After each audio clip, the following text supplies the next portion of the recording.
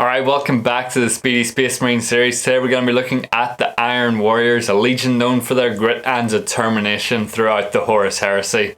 Iron within, iron without, I'm going to get it on the tabletop in 30 minutes or less. All the paints you'll need will be listed below in the description, so let's get into it.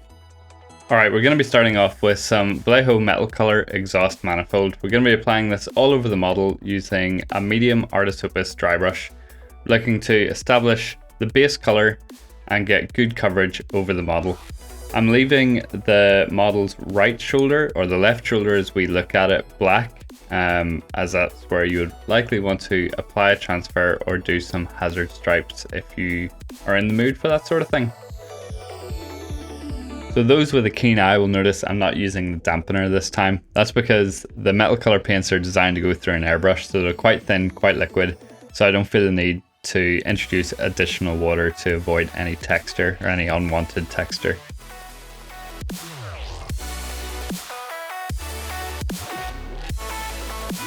So we're now going to be taking some Mars Black, and I've thinned this down to a wash or a filter consistency. You could use Nuln Oil or your favorite black wash for this. We're just applying this all over the model and ensuring that it doesn't pull on any of the flat surfaces. This just adds some tone, some grim dark grit to the metallics.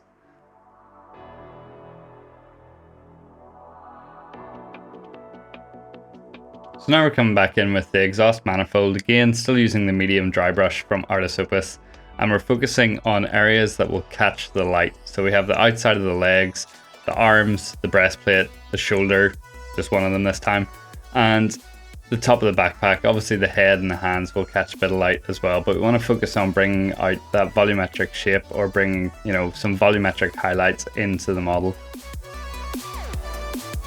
When you're working on the shoulder, try to work in like circular patterns and try to get the paint in between all of those rivets on the shoulder.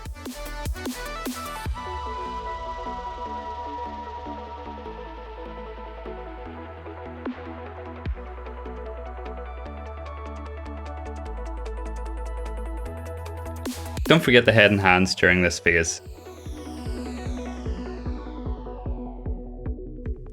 Also, this is a good opportunity to highlight the bolter because we'll only be painting the black casing on it. So now we're going to take some dark aluminium.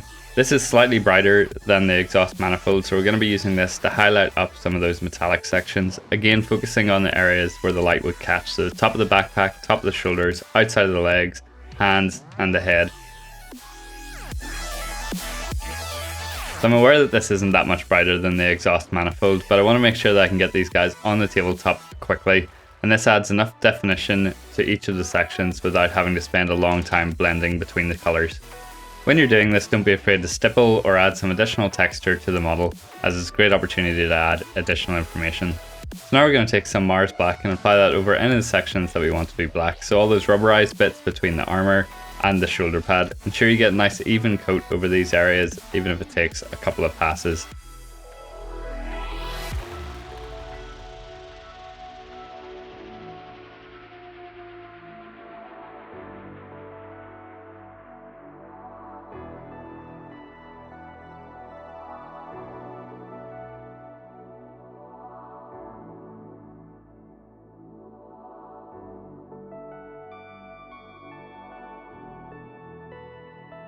When it comes to the bolter, we're just painting the case. Try not to hit any of the metallics that you did previously, or else you'll have to go back and clean those up.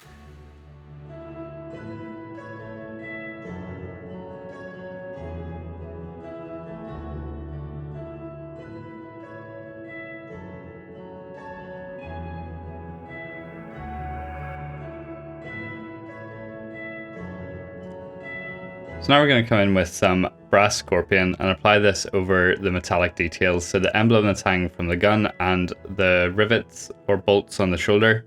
Whenever you're doing the shoulder, try to do the top and the bottom and then fill in any of the details or any of the bits that you missed. I find this to be the easiest way to do it.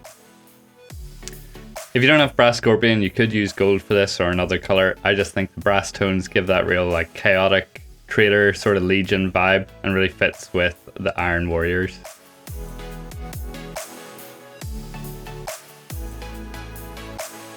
So now we're coming in with a wash of burnt sienna umber. This is one of my favorite colors to use on these speed paint marines. We're using this to introduce rust, dirt and grime to some of the metallics and add some warmth to those brass sections that we just painted. We're also using this in the rubberized sections just to give that impression that there's dirt and grime building up as he traverses the battlefield.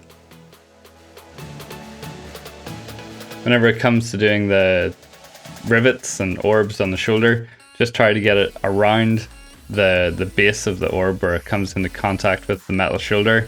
If you apply too much, just wick it away with the damp brush, but ideally you just want it around the bottom to create some separation between those two components. Then for some other sections within the armor, you can apply this again, just build up that rust, that grime. The backpack's a great place for this. And you can see I'm also starting to work it into some of the panels as well. So this just gives some tonal variation within the panels as well. So adding it into those recesses, like there's some dirt dripping down or some oil, and then you can glaze it up in towards some shadowed sections just to give you some more tonal variation and some more interest.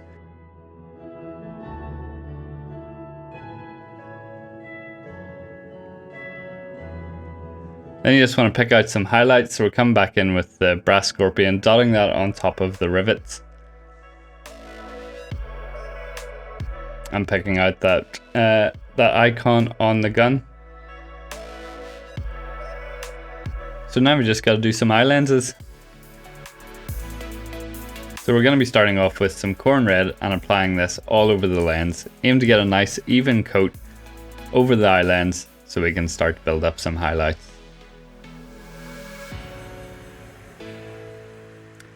We'll then be taking some Evil Sunz Scarlet and starting to highlight towards the inner corner and the lower edge of the lens.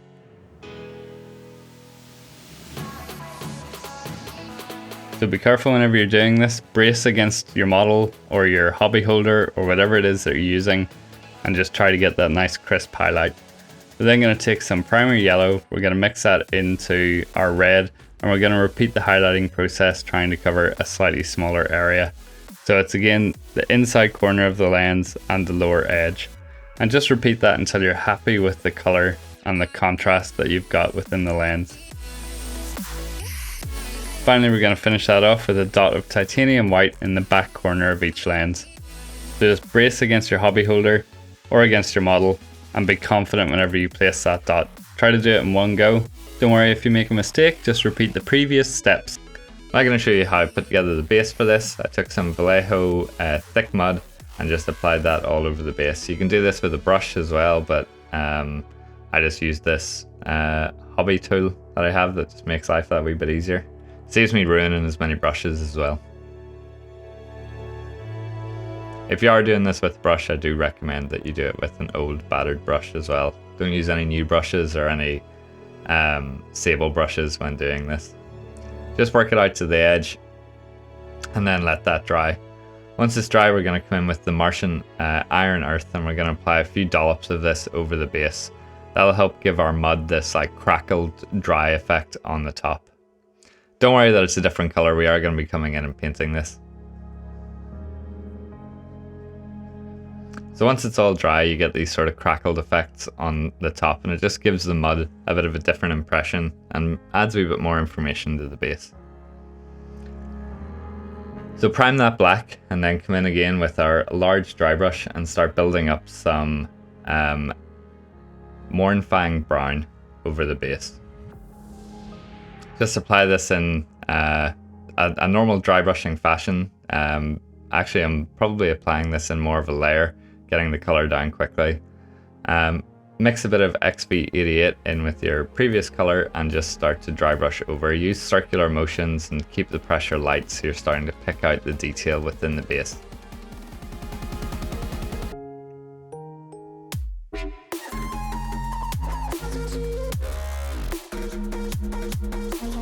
Then using some Tallarn Sand, mix that in with your XV88 and begin picking out a few more of the details. Again, light pressure, circular motions, and just pick out those edges of the base.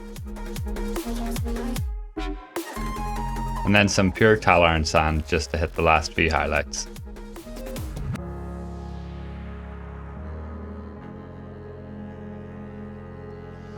This is just to give us some color variety throughout the base before we come in with a wash over the top of this.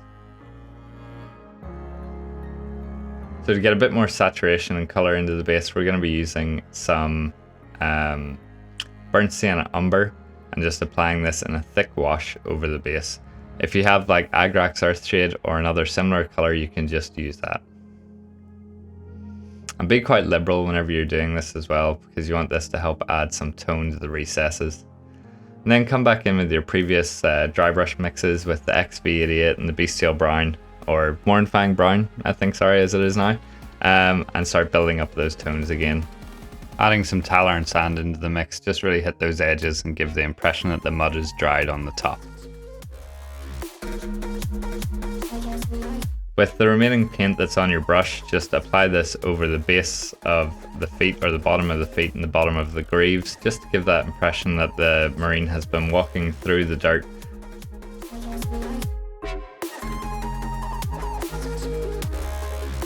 And when you're all said and done, you should look something like this.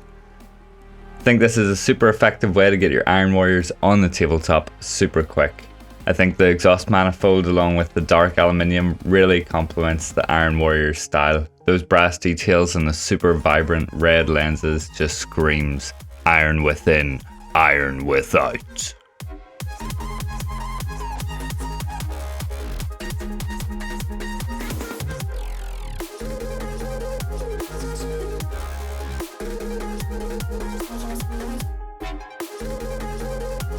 Hopefully you found that useful. If you have any comments, questions or suggestions for future videos, please drop them below in the comments.